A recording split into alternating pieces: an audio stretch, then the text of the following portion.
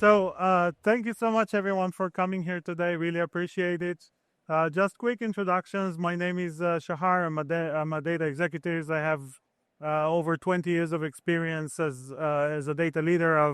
In my last job, I was director of data engineering at Meta and London data engineering site lead. I've grown the data engineering function at Meta in London from about 4 data engineers when I started to more than 200 at the peak. I manage the data for a small portfolio of products in ads with a run rate of $7 billion a year. And in my last job, I was director of data engineering for all of Facebook, Instagram, and Messenger's trust and safety problems. Today, I'm an independent advisor. I help companies get value from their data, and I help individuals grow their career. And hi, everyone. Wow, it's very loud. I'm Or. I've been in the data space for over 10 years. Started as a data analyst, moved through software engineering and through data engineering, and I currently manage data and machine learning engineering at Human, where we see 40% of the internet every day, which means that we see petabytes of data and have all the struggle that entails managing a lot of data. Thank you. I want to try with a quick to start with a quick game. So if everybody can just stand up for a moment, and we'll see how quickly can we get you to sit back down. Let's see how it goes. So reality check exercise. Let's see how quickly we can do that. So sit down if you worked hard on something in the last year that ended up not being used. Okay. Sit down if you work on something in the last year that you've disagreed with and thought was the wrong thing to do. Please sit down if you worked on something last year that you had absolutely no idea why you're working on this. Please sit down if you weren't involved in a critical product or business decision that you thought you should be involved in. And please sit down if there was something, you had an idea for something you thought is going to be very impactful for your business or for your company, and you couldn't prioritize it because your stakeholders didn't think it was important enough. This is the reality of every data engineering team. This is literally what we have to go through. Yeah, so, well, most of you, or I think almost all of you, sat down. So apparently, we do have a problem here with data engineering teams, things that we do see often. So many data engineers are treated just like a service provider. They will get tasks and jobs that are very tiny, and they will not get the full context of what they're doing. A lot of the time, their opinion won't really matter. They won't have a seat at the table when important decisions are being made.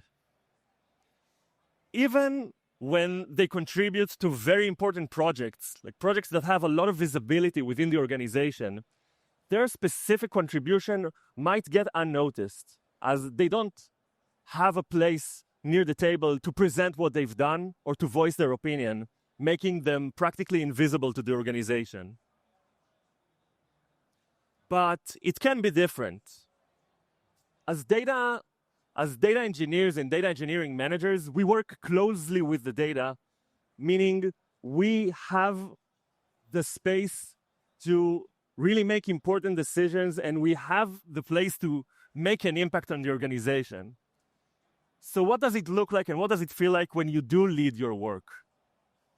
Well, first of all, your stakeholders respect your opinion. More than respect your opinion, they seek your opinion. When new initiatives arise, when new projects arise, you will get involved early so you can have your say on what should be done, what should be the direction. Other than that, you're also proactive, not just reactive. So instead of just reacting to things happening around you, you have your own initiatives that you're pushing. You're pushing back on some of the things that are being asked of you. You're asking questions. All of that leading to you having tangible impact on the business. So I think you see Or is painting a beautiful picture and everybody's probably looking at it and saying, oh, that's cute, that's very nice, but how do I actually get there? And this is where a lot of data engineers struggle because they really want this kind of picture. They really want to be involved. They want to be respected. They want to be proactive. So, step number one, you have to understand the business.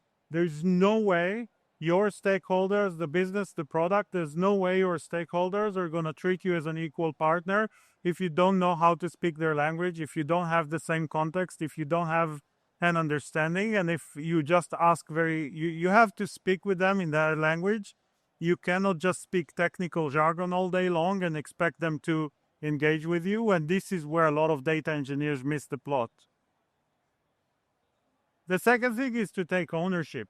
I mean, personally, I feel like if I work on something and it's the wrong thing to do, then I'm basically failing at my job.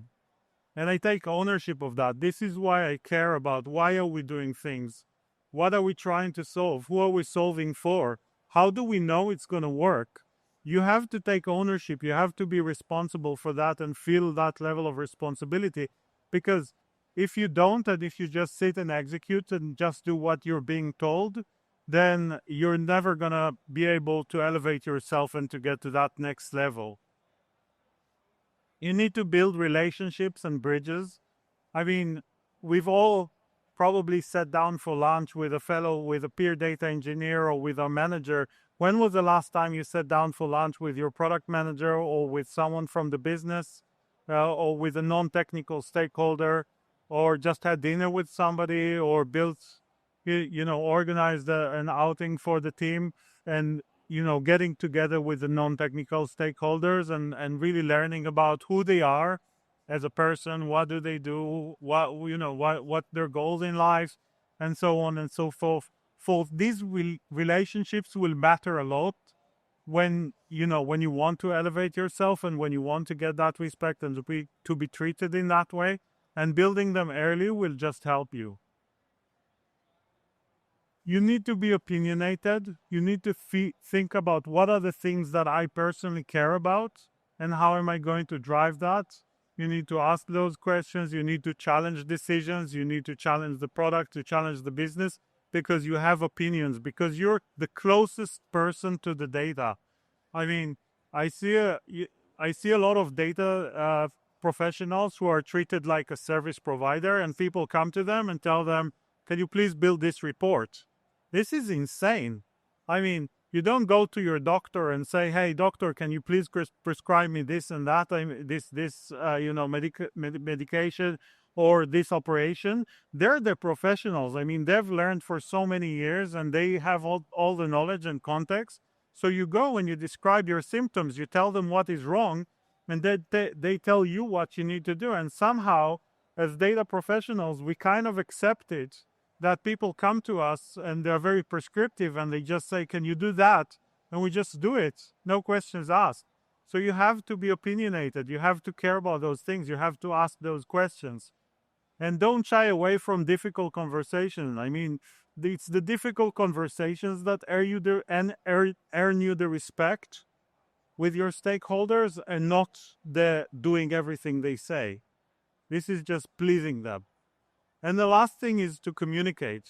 You always have to be communicating. I see a lot of people, a lot of data professionals who are almost like a black box. I had a data engineer. This is a true story. I had a data engineer on my team at Meta. And this guy, his data science counterpart, was telling me, "I don't know what this person does." And I said, "How can you not know? You literally sit next to them. You see them every day. Like, how can you not know?" And not only that, they post about it internally. They send they communicate every week what they do. And the data scientist said, "Yeah, I know. I'm really sorry about that, but I don't understand their communication." I said, "How is that possible?" So I looked at their post, and literally what they do is they communicate the task numbers that they're working on. What is anyone going to do with that? That was useless, right? So you have to be good at communication, and I think that the reason some people, like some functions, product and some business stakeholders, they get the seat at the table is because they communicate in a different level. And you have to learn how to be a good communicator and an efficient communicator.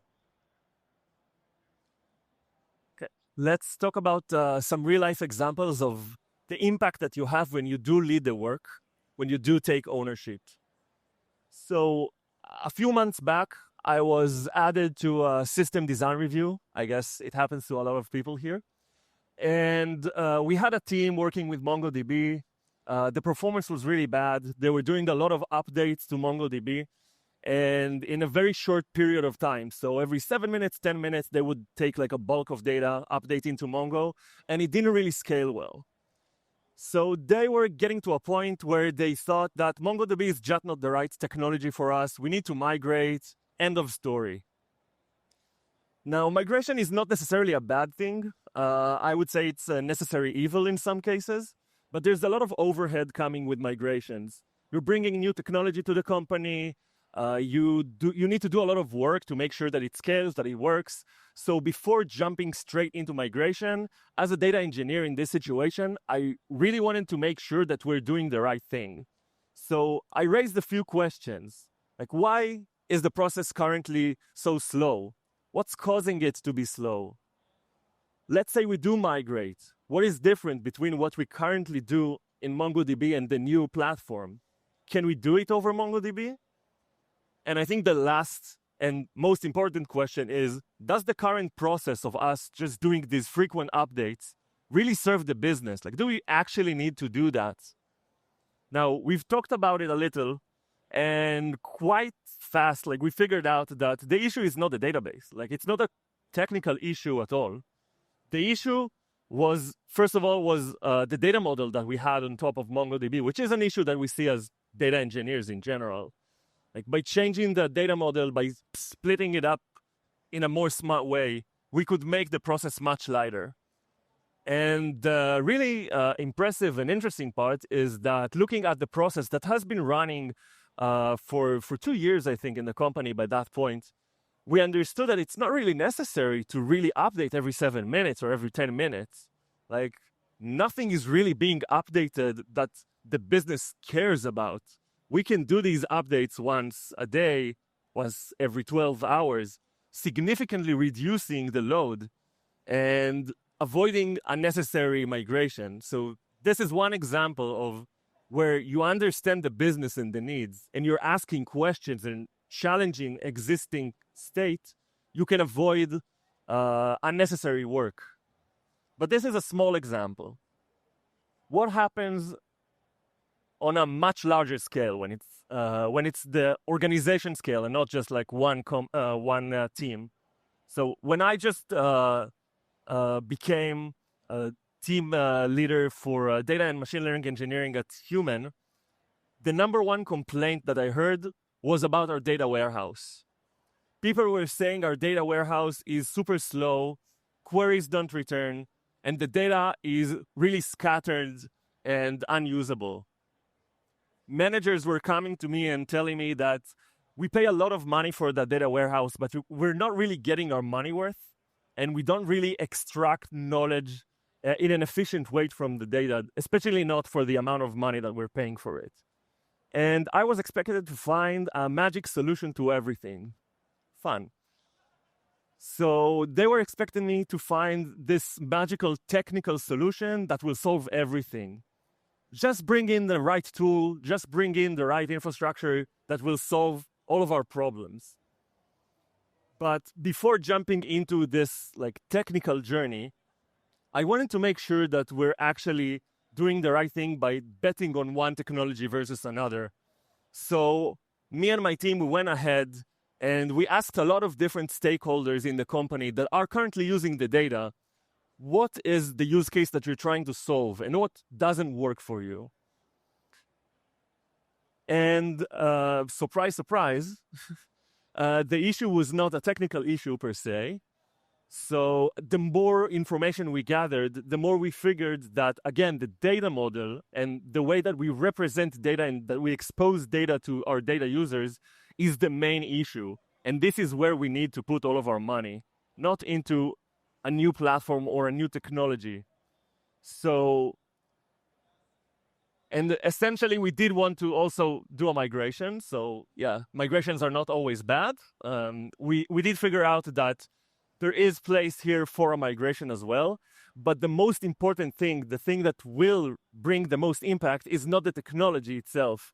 It's changing the data model and making it align more with the business. So here, by asking the right question and taking the initiative, we were able to influence a year and even like a 2-year plan for the whole organization, kind of like tweaking the organization towards a different direction completely. The next example is Facebook Lite dashboard. So I had a data engineer on my team who worked on Facebook Lite. I'm assuming that most of you probably don't even know what Facebook Lite is, but Facebook Lite is a version of Facebook that is designed to run and perform on less advanced phones and less advanced devices. So most of the rendering is done on the back end, and then it just sent to the client, and the client layer is very thin, and it's good for developing countries where people don't always have access to the latest iPhone or the latest Android device. I had a data engineer who worked on Facebook Lite, and they were building a dashboard that compares the performance of ads on different dimensions on Facebook Blue and Facebook Lite. And, they built the dashboard. It was a beautiful dashboard, and you could slice and dice by all sorts of different dimensions and play around with it and filter. And most data professionals, most data engineers would kind of stop there, build a dashboard, give it to a business user, and then leave it. But this data engineer was actually very curious, and they wanted to see what it looks like. So they started playing with the data, and they sliced the data by ad placement type. And they saw something very interesting. One of the specific placements, which is multi-image ad, which is ads that have multiple images on them, was generating a lot of revenue on Facebook and zero on Facebook Lite. Now, we always expect it to be lower on Facebook Lite, obviously, because it's very different app, different market, and less advertisers. But zero is a very specific number, right? That should raise alarms and bells to all of us. And when they saw that, they started asking the question, why is it not delivering? Initially, they thought maybe it's a data quality issue, maybe there's a problem. They realized that the data is correct and it's not delivering indeed. So they kept leading the investigation with the product team, and they realized that nobody ever implemented multi-image ads on Facebook Lite. So they did, together with the team, with the data scientists, they did an assessment to understand what is the potential impact here, and they realized that it's probably close to $500,000 incremental revenue per day, which is not too bad, right? So they took that opportunity to the product managers and said, look, like, this is a big opportunity. We need to work on that. It was probably one of the biggest opportunities for the team at that moment, and that immediately impacted the roadmap of that product team for the next quarter or the next half. Most data professionals would, just build the dashboard, as I say, and hand it over to somebody else, not show the curiosity. Even if they saw something, they would shy away from driving the conversation and pushing people to actually do that, and would struggle with influence. So this is just one example that hopefully will inspire you to think about, how you can lead. Another example is a data engineer who started working on a product that's called Product Catalog. Product Catalog is a product that enables advertisers who have multiple products they want to advertise to create a catalog of their products. So if you think of Amazon, for example, Amazon have billions of products they want to sell, like these shoes, this microphone, etc. And they don't want to create billions of ads. What they want to do is to send Meta all their entire catalog of products, and then send signals saying this person is interested in this product, and just create these ads dynamically. There are two ways you can create a catalog. The first one is a UI, user interface, and if you have a very small catalog, like let's say you're a chocolate shop and you only have 20 or 30 different flavors, you can upload the CSV with your catalog and the different products and descriptions, and that's it.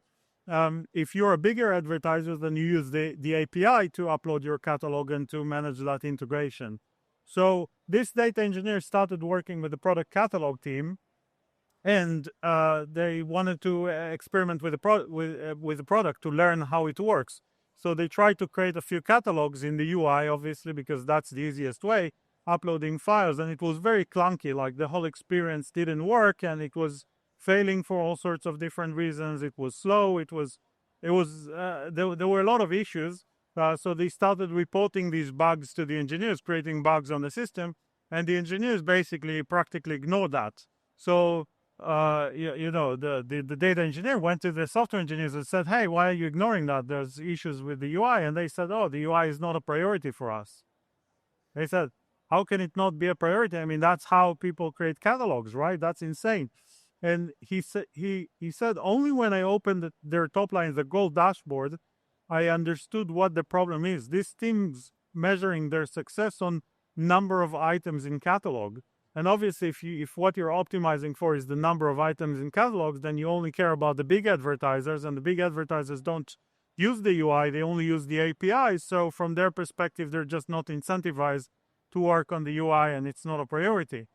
And the data engineer came to me and said, "I'm really worried about this team." And I said, "Why are you worried?" They said, "Because the team is building the wrong things." And I said, "Oh, okay, tell me more." And they explained all of that. I said, "Okay, cool. What are you going to do about that?"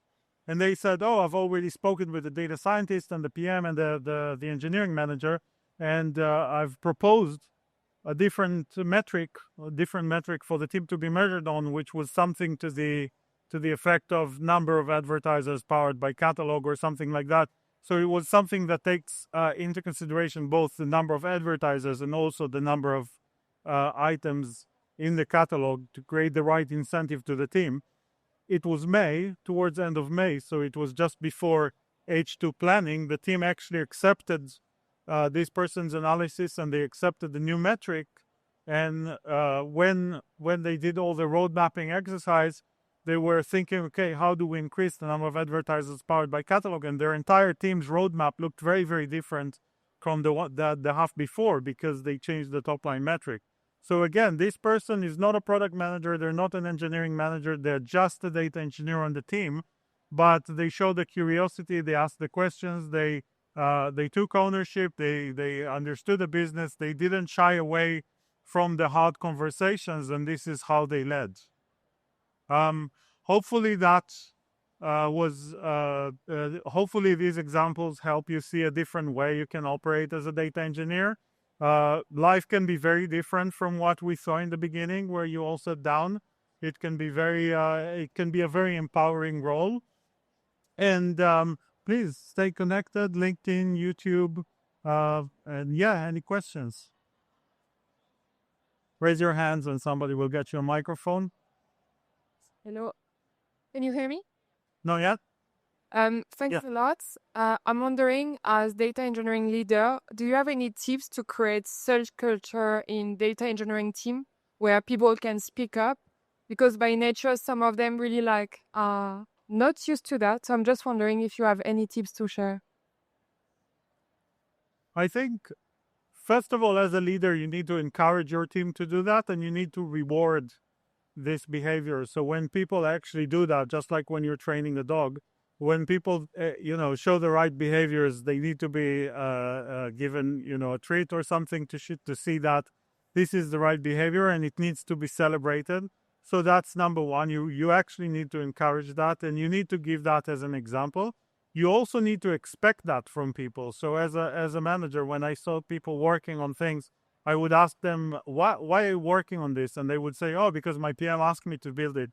And I said, "Okay, cool. How are you going to use it?" And they said, "Oh, I don't know." And I said, "Okay, can you please go and find out and come back to me with an answer?" So this is a way to force these conversations, right? Not in a bad way, but just expecting that, plus rewarding that when the right behaviors happens, I think creates the cycle that helps people improve. I don't know if you have anything else to say on that. Yep. You took the words out of my mouth. I think for me as a data engineering manager, the one thing that I would that I'm encouraging my people, just like Shahar said, is to have these conversations, ask questions. Like if you get something, make sure that you understand why you're doing it. Make sure to ask the person that opened you the ticket, the bug, whatever it is, like, why do you need that? Well, bug, obviously, you know why. But if you open the ticket for a new table to move data from one place to the other, like, why? What is it going to serve? And doing this encouragement really creates this culture as you do it more and more and more. Yeah. Any other questions?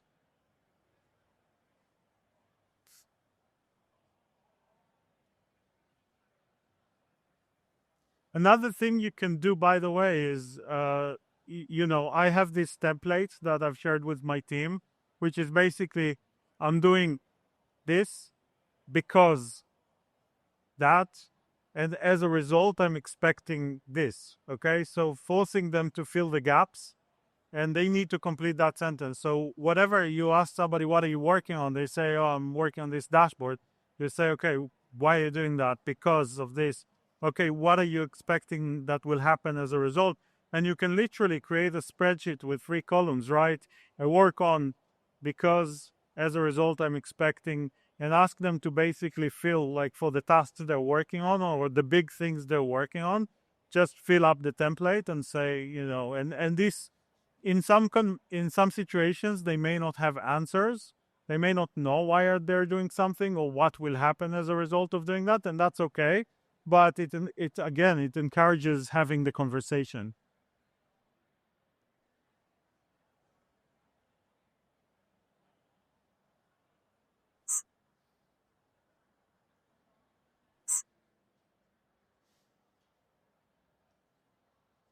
I think as data engineers, a lot of the things we work on are like platform optimizations, things like that, where the business impact isn't immediately apparent, but they're also really important because if we don't focus on them down the line, we'll have problems, right? So, do you have any tips of how to bridge that gap and realize the impact earlier? Yeah, that's a great question. I feel like sometimes getting the buy-in from management is really hard, especially as data engineers and data engineer managers. And one thing that my CTO recently told me was that I don't believe in technical debt. Like, I believe in providing impact to customers. So if you can tie your technical debt or your optimization to an impact to a customer, it doesn't necessarily have to be a new feature. But for example, we can provide something faster to the customer. We can provide something will be more scalable, so we need to spend less on maintenance. These are also things that you can tie essentially to revenue of the company, to impact to the customers, and then can help you convince. But I think just citing technical debt as a title is really bad for management because they wouldn't necessarily see what is the benefit of doing that, and it will be discarded. It's easiest to discard things when you call it technical debt. So yeah, tying things in the right way to impact on the business, whether it's financial, adding things to customers, this is the easiest way to get this buy-in. Mm-hmm. And maybe I'll add to that people, first of all, people are obsessed with ROI and with measuring the results of what they do. And not everything can be measured. Like, what is the ROI of the air conditioning unit in the data center? I mean, I don't know. I also don't know that we need to quantify that because we know we need air conditioning to cool the servers. Like, this is obvious. So you don't need to be obsessed with that and measure the ROI for every single thing that you do. But you do need to make sure that your work is a portfolio, right? And some of those things will be table stakes that you need to do, but some of those things also need to be things that solve business problems. And if 100% of the things that you do or the work that you do is, these table stakes or these low-level things, and you don't actually know how to tie that to business value, it could potentially mean that you don't know what are the biggest problems of the business right now.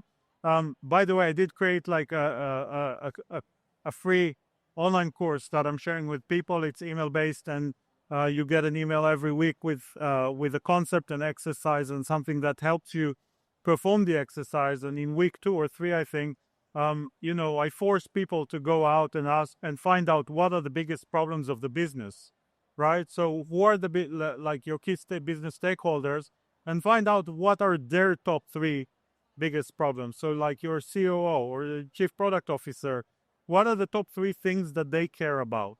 And then ask yourself, okay, so I know this is the number 1 priority for my chief product officer. How does the work that I do connect to that? And I think that doing this kind of discovery work is something that a lot of data professionals miss. They just wait for the work to come to them, and that's already like too late and at the wrong level. So if you're interested, it's free for now. It's on my LinkedIn profile. Just check it out, sign up, and do these exercises. It forces you to have these conversations to get out of your comfort zone. And yeah, hopefully that will help. Thank you so much for coming. Thank you.